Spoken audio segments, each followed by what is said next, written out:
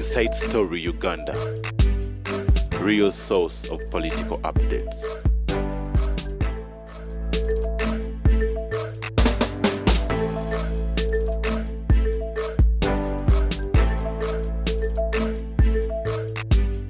Omuserikale bwange taliiwo mbadde nga nti bamutoddewo bamuliddewo bamukuddewo akatebe mukajjewo mbadde naye bw'olinnya amadaala ago gy'owekera okola kudduyiro egguluneedi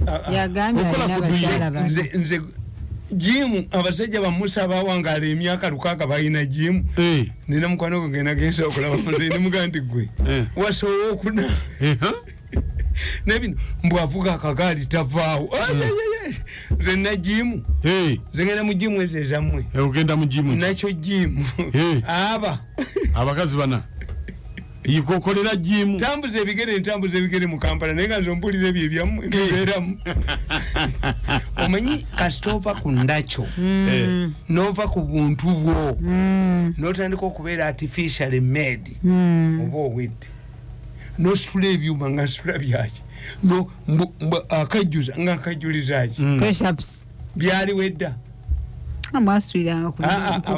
bawangaala emyaka egijoza ayiwooku mu kibuga ntambuza bigere motoka ngipakinga mwinule embalasinga egondi era kyovola abedda bakoleranga kugalaniza mwanyi koye abasajja bedda ssebo baali balina ekigere ng'akisibisa omupiira gw'eggaali nga siba nagirinnyako bwabi ekisinziiro bw'aba agoba enjoba amaggwa ge ekigere ekyo wali otambuzako ebigere nga tulina ngatto katambuzako ebigere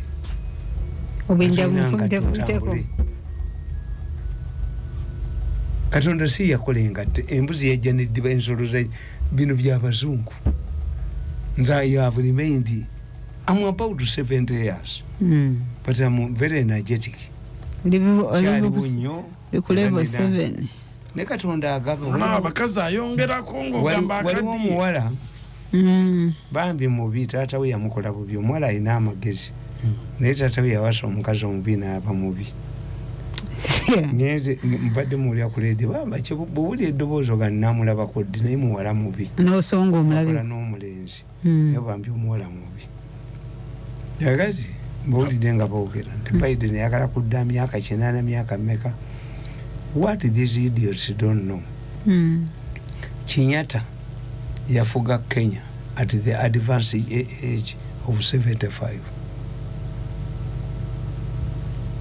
Reagan yafuga America at 75 Deng yaleta revolution China was 85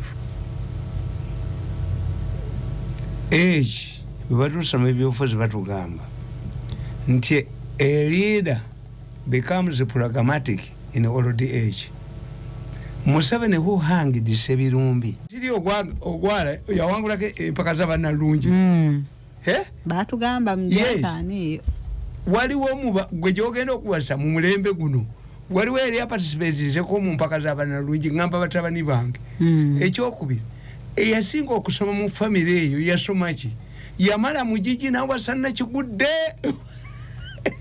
byali awo ekyokusatu bwe tuba tugenda okuwasa mu famire musindikayo sekurity service enoonyereze ku malaalo gyabwe gye baziika kabuli bwe ziba nyingi temuwasaayo abaana bato yes abaganda bakiyita kutta kyama tuweerezaayo balina nabanyonyola ekyokola naki naye bagamba tuwaliwo omusajja yattanga empaka z'abantu ku kyalo nabaga nti abange mwayanjudde wa Mirundi nti muwala wa Mirundi alina ebigenge ate naye nadduka n'agenda eri gye bayanjudde nabaga nti omuvubuka eyayanjudde wano mumanyi nti alina ebigenge naye nga tewali alina muba mwagala okutegeera nti alina ebigenge mugende ku mudaala gw'omubuulo mu katale k'omubuule we batunda ebigenge kati buli omu yeekwekanga n'alaba munne ng'adduka budduse embagadazi ye yattanga mbaga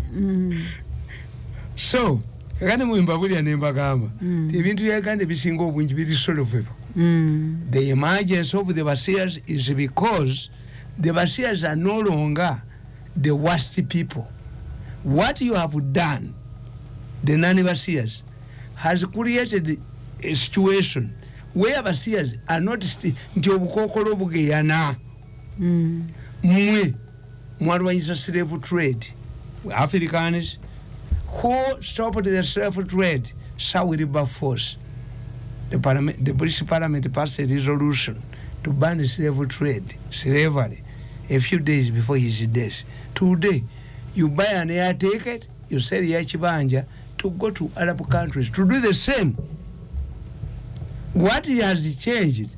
The slavery has now polished language, exporting labor. Exporting labor, does it mean cleaning in Arab toilets? Leaking the anuses of Arabs?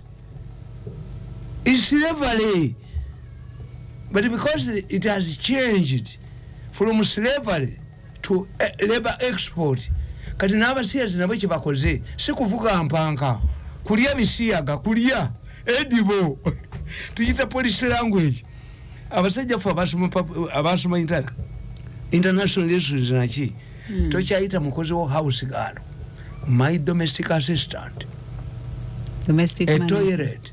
Njirabawo nimwe mukyayita toilet, resting room, a toilet in a resting room, polish language, washroom, resting room. Era bagiteekako vanilla ino mulimu gwakola, is it a medicine? No. Koko ogenda mu toilet zebulaya nga ziwunya koko kabo, resting room. Nenga byagala okukola yo tubikola ki? Tubiraba. Polish language kati kulya edibo. Kati ebisiyaga bifuuse kulya. Aye kibi kiba kibi ne kati natunuulire bannaddiini baawano. And those who are breaking from the Anglican Church, I laugh at them. Why? Abanyankole bakugamba ti omwana bw'obba ettooke ng'oweesa omwana n'omwana aba mubbi. The Anglican Church broke from the Catholic Church over marriage. It has haunted them. They are running away from the Church of England because of single marriages. Gendo Samakata Wakaita, the man of all the seasons. What brought the division between the Anglican Church to force the creation of the Anglican Church was because of marriage. It has haunted them. The Anglican Church has been haunted by the same thing. Two, when you look at Britain, mu Uganda temulimu basinkers. People must be paid to think. Omuntu yenna must be paid to think. Nti Museveni bayita researchers ba butandaalo. Toyita kudya researcher n'akebera ventilation system eya arcade zaggulewo oyo wa butandaalo. That's a heresy. Officer isn't a researcher. Abasayansi anga bwe bali wano. But temuyina baba bye sente mmeka. Researcher in Uganda is me. I'm one of the researchers. Let me tell you. When you look what and mulimu abakazi abatafumbirwa. Gwe tewasibwa. Nyabo. Nze omuntu ogwange nkukuguzaako okuwota. Ate ebyange biri ate biri. Nebituulawa. Nabyo mbiyinako kyembiwaako. Bwebigana okunywa omwenge ngunywa tulina okutegeera kati. Tamale. Kakati nti nkubulira ne gamba. Nti bano abeekututte ku Anglican Church of England. Either they have a force behind them or they will perish. Why? They have not told you that because the Church of England has recognized same-sex marriages, that even Kazimba here can do it. Two, if we study international relations, but international law, domestic law prevails over international law. If you have a law in Uganda, etakkiriza abasiyazi to demonstrate, as Museveni says, to conduct marriages, single marriages, to raise their heads, their ugly heads, kakati gw'oddukira ki mu Anglican Church, the Church of England. Domestic law. Baali bagambye, bakazimba baali gambye bali. Ekyo kye muyisizza ewaffe etteeka likikola ki? Terichikiriza. Ankubulire. Ewafu ali amaka bali basezi. Ate nga very powerful family sijja kujogera. Bwe bagenda okufumba, ennaku zitemi kyafumba. Omwana omuwala yafumba nga afumbiddwa. Era ng'omuwala bw'afumba, tumusobera ntumuteerako amatooka amabisi. Your first meal, y'ofumbidde balo, erina okuba nga yakonye. Tukusoberera omwana omuwala. Baleme nti wafumba fumba. Ate omusajja ajja kubuuza gwafumba perfect meal wafumba kodda. Kati mudira omwana ono omuwala afumba ne muteramu eminwe emibisi. Kakati wanodde ebyokufumba temukyabina temulina ssente ne tradition temugina. Kuza omuzigo no. Kakati okuza omuzigo. Kakati eri yali family y'abalogo. Netwala omukono gw'omuntu. Bali babibagobya. Nti ffe wano tetubirya. Tuli abantu bamu. Omuwala yali afumbidde mu family etali yaki. Ku kyalo kyewaffe. Yabasese. Yes. Bali ne babaga nti muleese omukono gw'omuntu naye ffe tetugukola ki. Tetujja gulya. This is what the Kazimbas would do to these Europeans. Two, kambabuulire. Mukunja. Kankubuuze. Archbishop we Canterbury. Atale kanisa mu nsi yonna ng'agenda kukyala mu Uganda ne Ronaldo najera ku lunaku lumu attention ebaweawa. Ronaldo. Because these were tools of imperialism. The British have become, every country has become inward looking. America used to have garrisons. At one time America had 350,000 soldiers based in Germany. Today baliyo nga mitwalo ebiri. Bali ku bimeri byabwe mu international waters to cut costs.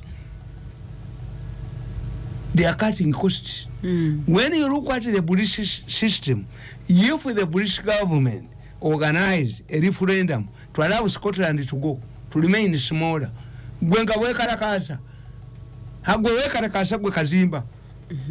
This if Britain withdrew from the European Union, it was given a lot of concessions.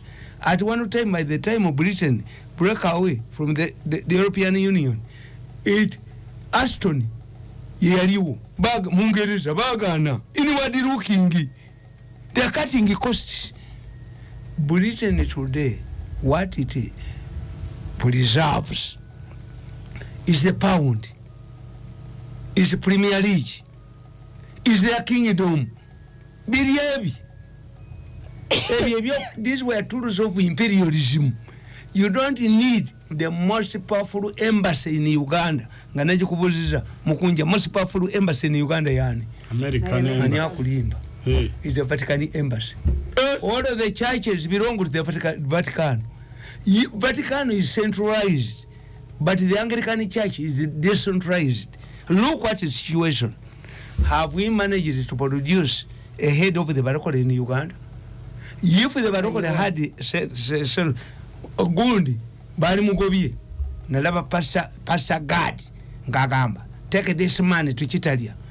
The man who has praised me and recognized my contribution is Bujingo. Namola Gomusajja Mukuba, akolera muteti. Kati gwa akusimye abo wamanyi. Anglican Church egenza okwekutulako okuva ku Bungereza. What is the role of the Church of England in the affairs of your local churches? Where is it? Tewali naye ate bano alternative abazungu bagenda okubala ebintu bya myaka aga nti Abangereza mu batunuulire bagenda ne bakola strategy nti Hillary Clinton yajja okuba omukazi mu America, president wa America omukazi, ne bagamba Makairi mukazi, aba South Africans use Africans ne banonayo Zuma afuuke president kubanga kibalo ne matwala kazibo wanagendeyo.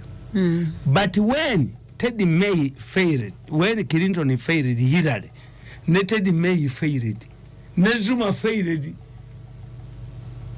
abakazi bafairinga bonna. Lwaki? Andi nkugambye nti bali babaze ba strategists ba mirundi baayo. Nti South Africa efuna omukazi president, Britain is going to have Teddy May and Hillary Clinton yabeere mukazi. Ba Republicans Abamerika balinga baganda nti omusajja wase muwala wange nga nsikidde ekifundi kwa kiteeka emitwe tena kyakikubire mu disco fubuweddeyo naye kankuwe akatabo kano ebisiyaga ndabawandikidde akatabo nti abasiyazi kawa kano nawandika akatabo kano akamuhoozi banayi nakatutte mu gundi nakatutte muki mu Serena bakalidde buli kulya buli nga bakeesoko bakalya buli kakati akatabo kange kano mbagamba nti me I don't blame Amongi as a speaker. Museveni for the first time ataddemu n'aba opposition abawe ssente ayise n'ababi. Why? He does not have a clear policy of bringing bills. Museveni must change. Let him agree. But what is maybe offers what there is what we call a politibulo. Politibulo is secretariat. NRM should have a politibulo or a group of people which formulates priorities. 2, cabinet cannot formulate priorities because you have non-NRM people. Kati ebintu bivaawa. 2, the head of government business in Abanja yamujja kuba Minister of State. Ayina bamulwanyisa bangi. You cannot head prefect gwe n'omulonda mu senior wanu. Kakati kitegeezaki nti ekyokusatu nti speaker atisiza nnyo Museveni. Omanyi ku mugonja bw'obanga oyagala okugoba balamu beewaka obanga oyagala okugoba omukozi awaka toga nti mukyafu. Kasoga nti mukyafu omukazi amulemeza awaka eki kibeerewo ga akatunda k'omukazi bana ekikyafu naye akatunda kawooma. Naye kambuuza olunaku luwadde lunaku lwadde olunaku lw'abamaama Mother's Day naye lutuuse anti yaddi oyagala kumugulira kubanga tewali muntu abonyaabonyeza maama we nga nze mu nsi temuli okuva we yakufuna Mother's Day genda kubeerawo nga 14 lwakumeka lugenda kubeera lwa Sunday awo sina program Mother's Day 14 bana mwenyabonyeza nnyabo kuva mu buto paka nakati mama nge yali alima ng'alima naye nga mpeese ku mugongo. Manye abaana abato mu byalo baabazizikanga mu bitooke kati omusota guli cold blooded omusota gwagala baby teguyinza mubojja omusota gubojja baby gunyumirwa nnyo akawuwo ne gukateeka muki. Kati abaana abato bwe babanga babazizise ku bitooke emisota gyali mingi gwajjanga ne gumwezingamu. Kakati mu what you do the science of that snake temugukanga mukwata mamwe ne mutwala ne mumusiba ne musibira mu nyumba because it's cold blooded kumala kufuna buguma mu baby era abantu basinga baga nti nazalibwa n'omusota is not true. Omusota gwagala nnyo baby kubanga kumufunako ki ebbugumu. Kakati mama yampeekanga ku mugongo one day aba alima omuchwezi. My mother saw a man, a tall man with beards and enough flames of fire on his head. He came and adjusted me. Kwa yali ati okunteka ku kitooke. Namugamba omwana woono ajja kuba mugezi nnyo.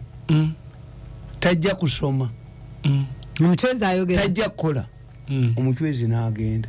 Mama namuwerekera bayitayo nalonga at that time ensoko yali ekutte yonna nalaba omusajja nga alengera muliro gwokka. Mwenye waffe kukya waffe mu kitundu kyewaffe mulaba ebintu bino kaabwoko kitegeeza ensibuko Masaka kitegeeza omuwemba Amasaka kabaka wa Rwanda yejje nawamba ekitundu kino kyonna engunda ye ey'omuwemba neeyiika kwe kumerawo omuwemba ne bagayita Amasaka. Okitegedde Amasaka nabaga nti bukoma nsimbi abanyankole babanga bajje Masaka ne bayingira mu kifo ky'Abaganda ababbi nga babaga mukome ensimbi za mukome ensimbi gye bayita obukoma nsimbi okukoma kusiba muzinyweze tugenze mu bayayi mu baferesi kati kabwako kitegeeza ensibuko y'abachwezi kabonera abachwezi we barabikiranga kuwega ngabe ne byaba Nigeria bimulaba musajja n'afuluma yobwa kakati tuyina kabonera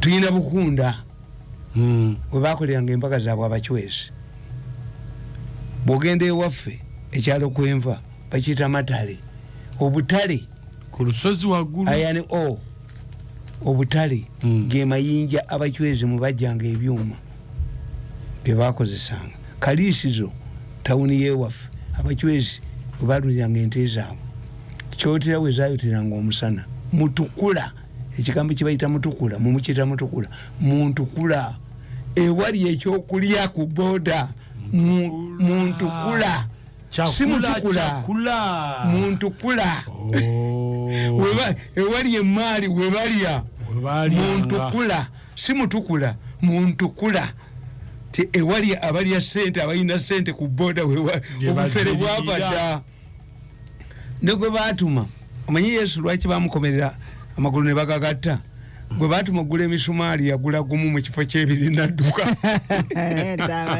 obufere bwava ku Yesu gwe batuma okutugula emisumaali kyova wa Yesu bamugatta amagulu naye nga baali bakugawula bano bayimiridde nabo ku musalaba amagulu magatte olwokuba omuloma eyatuma omusajja okugula omusumaali ogwa Yesu gwali gw'amaanyi nnyo kati alibaddeko atya ng'alengejja gyali badde gano amagulu bagagatta omusumaali baguba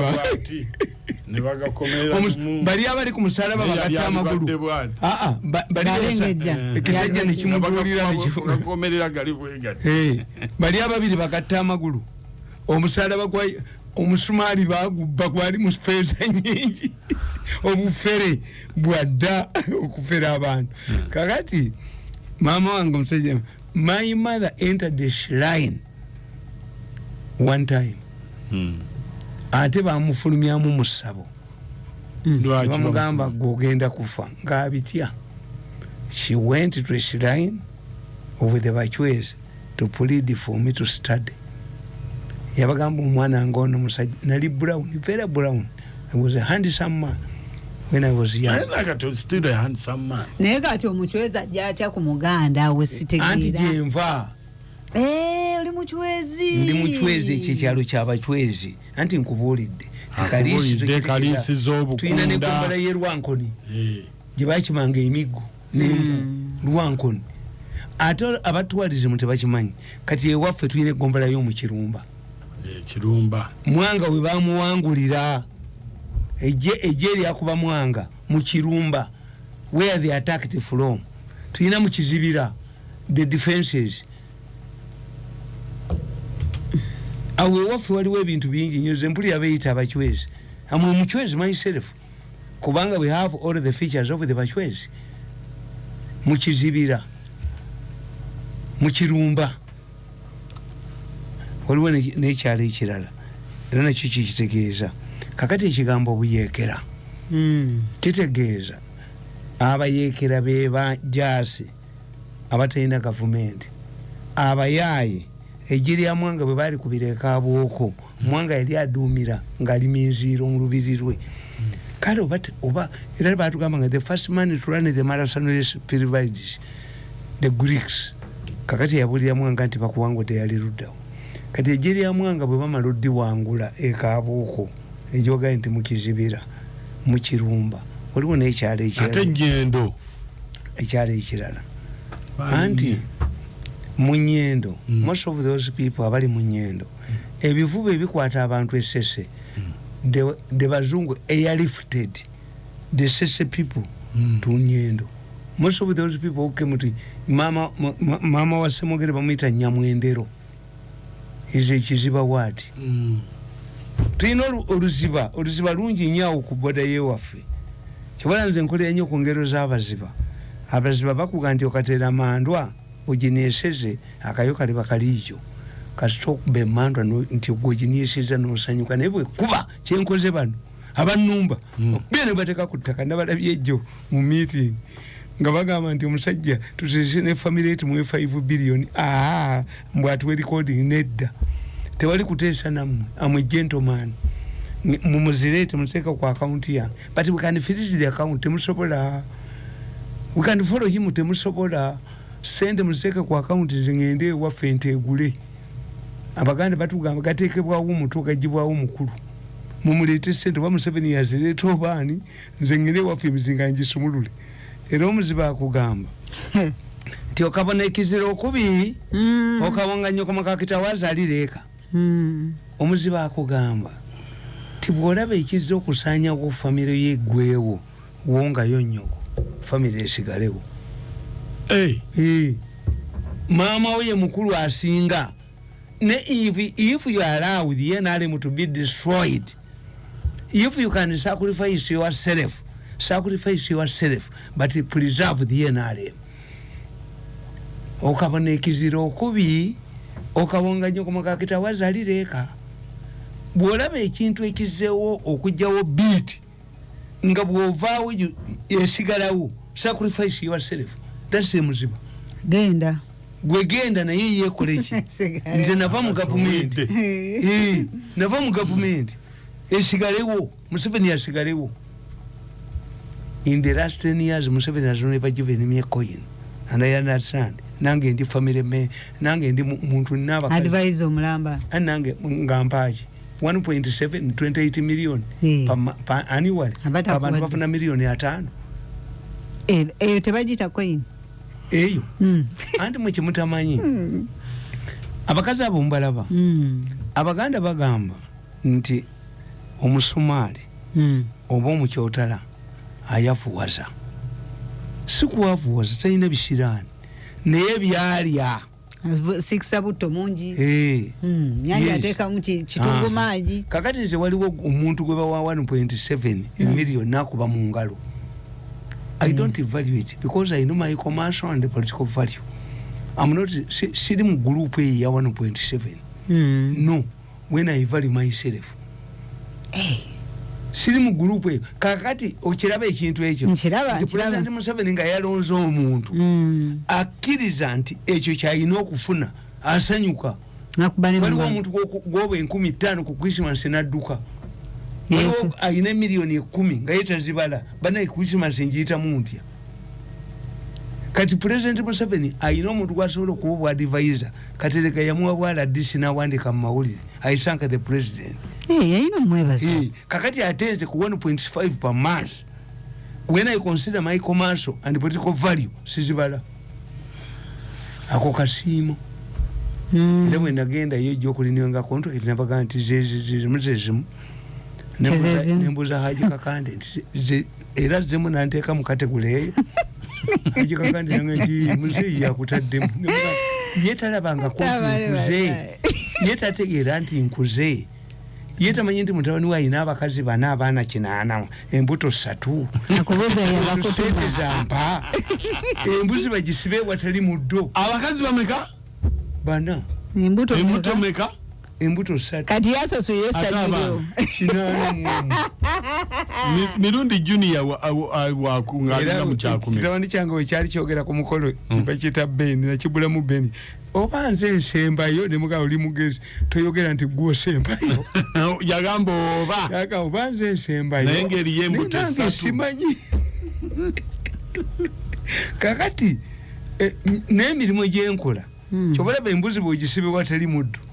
Bajibba. Kati Muhoozi yanzije ku gundi. This is why. Kumuguwa. Ye Museveni yanga. But I know the problem of the president. I know. This is a family eyankuba yali family battle. Yali yagala kwa president. Nalowooza ndi mwangu. Tukubaganya emyaka 10. Toyinza kunjoga ne tudingana. Kunsi mu kabuli ne muggulu. Era nazzeeye wa ndimbizi. Teina reverse gear. Naye bwe bagisekeddayo. Bagisise. Nazzeeye wa balamu. Why? It tells you how I value the MK project. Muhoozi is my last hope kunsi. Ye kitaawe yanvaliwengamu because of the problems first. Nali mu meeting. Museveni tried to save me. Naye nga waliwo ajoga ani. Bye mumazeewo. See the government ya Museveni. But I'm seeing Muhoozi Muhoozi yasanga embuzi kitawe gyasudde ku ttale. Naye ate naffe ab'emukke project naffe tulinamu ebizibu. Ate amangu ago. Yes. Konvo yeyitiridde. Muhoozi atambula ne konvo yenene. We are going to be infiltrated. Ekyokubiri, Muhoozi should not be an import, should be localized. Bw'abanga agenda okugenda mu kitundu abavudde Kampala baleme kutunambalinga bakyalo. Konvoyi mujija Kampala. Waliwo abagala okweraga babbe ssente tuli wa Muhoozi babbe ssente ku bantu. Tuyina omulabe waffe tannatuuza mbuko tannawanika mbuko. Even yesterday meeting nagirabye ng'atuuzisa abantu. Nina akatambi ke ntadde ku platform nga bateesa ne bannakenya kuba Muhoozi bamufuule comedian. Kubanze n'ebyuma byange bibakwata. Ne Kenya bikwata. But for me, nabaga nti mwenda simina kubuzibu. Kubanga tukita political of symbolism. You can choose the people you invite at your party. But you cannot choose the people you find at the party. Nebati tusomye obufuzi bali babazedda. Uliya yabayisa ina kyabagalamu. Kati Muhoozi okunteka ne balamu n'abalala. Sinze yayina kyabalabamu ekinaki. Nebati tusomye ebyobufuzi batugamba. When I'm talking, I'm a spokesperson of the president. I don't attack everybody. I attack the idea. Because time comes when those you attacked are needed by the president. Kakati gwe. Afe nembaga n'ekyokubiri. Tosabanga government yesobola kuwa.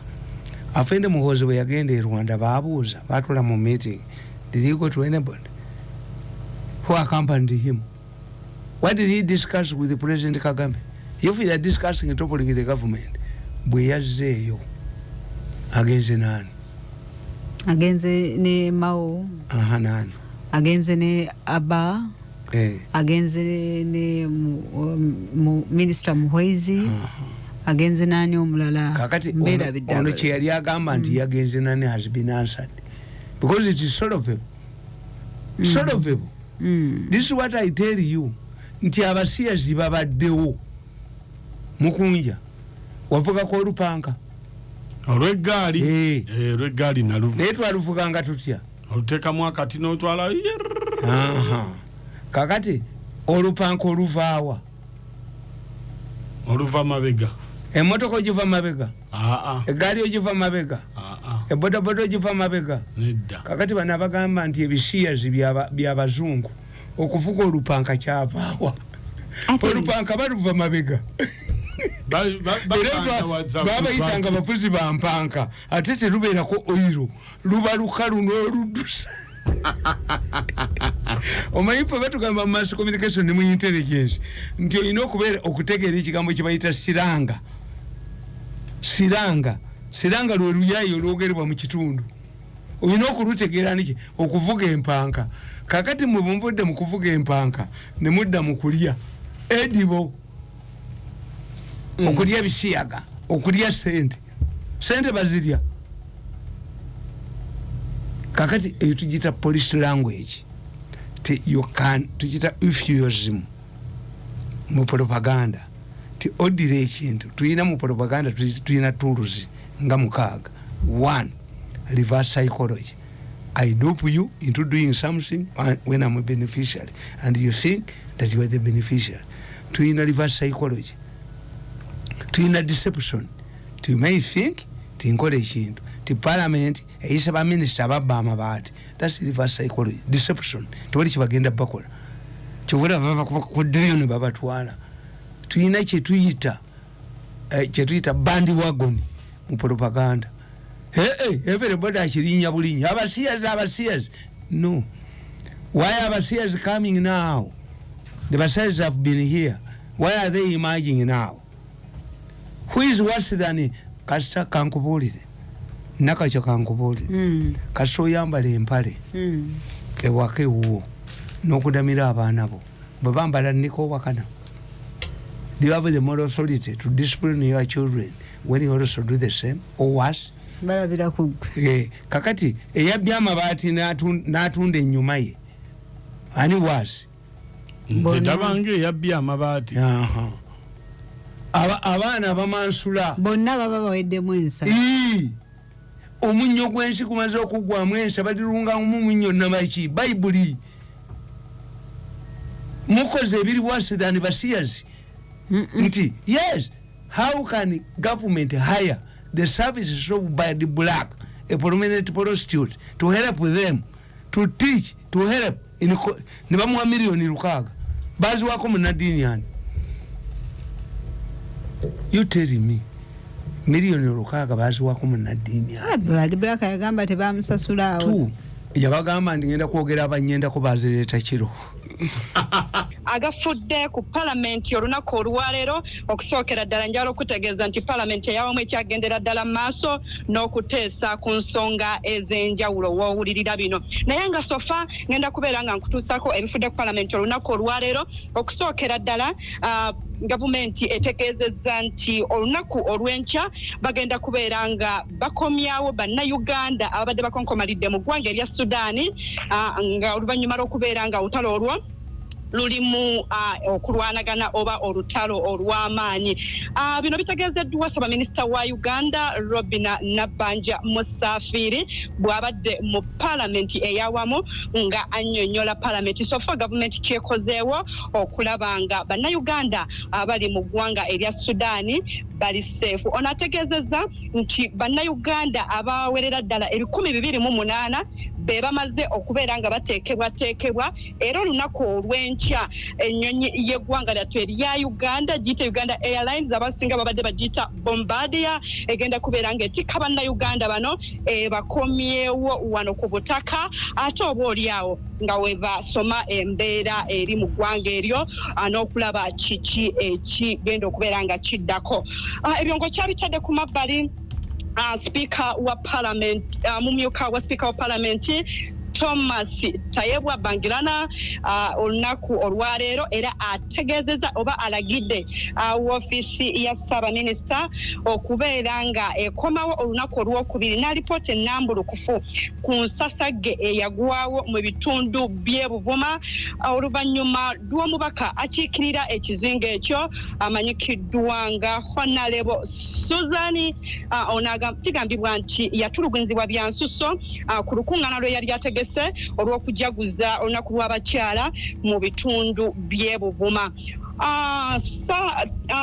Thomas Tayebwa ategeeza palamenti nti ekikolwa ekyakolwa abakuumaddembe kyali kityoboola ekitiibwa ky'omubaka wa palamenti, kyali kityoboola ekitiibwa ky'omukyala era nga kyalaga ekifaananyi ekibi eri ensi yonna. Ono nno amulagidde ajje ne alipoota ennambulukufu olunaku olw'okubiri wa we baasinziira okubeera nga abakuumaddembe baatulugunya omubaka ono.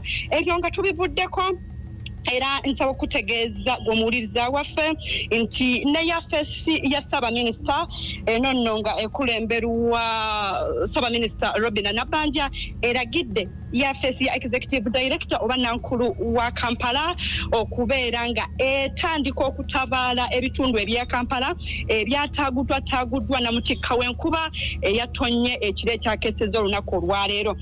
Bino bizza oluvannyuma lw'omubaka wa Kampala Beka Kawalya okutegeeza palamenti yawamu nti enkuba yatonye nga bukya yataagudde bannakampala ebizimbe ebiwerera ddala 500 bye byataaguddwa era n'amabaati gano ne bibeera nga gaggyibwako. Ono agambye nti kati bannakampala bali mu kusoberwa kw'amaanyi era nga okukakkana abagamba nti tebalina byakulya, so bagambye nti yafeesi egenda kubeera nga ekikolako babeere nga bakola ku nsonga y'emmere then n'okulaba oba banaasobola okubeera nga bavaawo ku mabaati okusobola okubeera nga bagasereka. So ekyo tukirindiridde bagenda kusandikako olunaku olw'enkya tulabe oba bannakampala ate banayambibwa. Okujjako ekyebinya mu Kampala nakyo kibadde ku mwanjo nnyo era nga yafeesi ya minisita w'ensonga z'e Kampala evuddeyo n'ebeera ng'ereeta statement engeri enguudo z'e Kampala ensimbi eziwerera ezisaasaanyiziddwa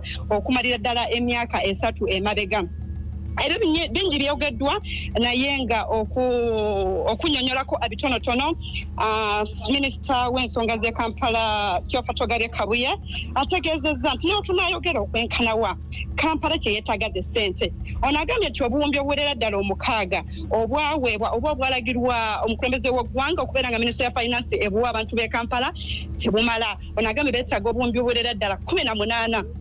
Statement gyayogedde n'ensente ezisaasaanyiziddwa byonna babigasse ne babeera nga babisindika mu kakiiko ka bajeti oba akembalirira okwongera okubyekenneenya n'oluvannyuma ate bajja kubeera nga balaba kiki ekirina okubeera nga kikolebwa. Ababaka ba palamenti bonna basizza kimu nga bagamba nti Kampala yeetaaga ensimbi.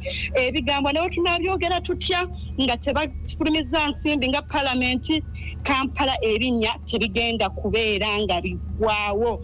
Okugyako ekisemberero ddala omubaka wa Hoima City ono nga ye Asanas Nyakato naye ategeezezza palamenti nti mwe bukyali awo naye amambuluga mu baana gafuuse ekirala. Ate ekyembi nti bannayuganda oba abazadde tebamanyi ngeri ya kubeera nga bajjanjabamu abaana bano. Abasinga babasibantula mu bulago, abalala simanya buno obutuntunu. So asabye palamenti nti mwe munaagayalirira ensonga eno bannayuganda bangi bagenda kubeera nga bafiirwa obulamu bwabwe. Minisita y'ebyobulamu etegeeza nti egenda kubeera nga emonitaringa obanga enoonyereza ku nsonga eno deni oluvannyuma balabe ekintu kye basobola okukolera ekirwadde ky'amambuluga mu ggwanga lyattu erya Uganda. Bagambye nti ensangi zino kisusse mu masomero, mu maka ne mu ggwanga lyonna okutwaliza awamu. Palamenti ekyagendera ddala mu maaso naye nga sofa gensobodde okutuusako mu kaseera kano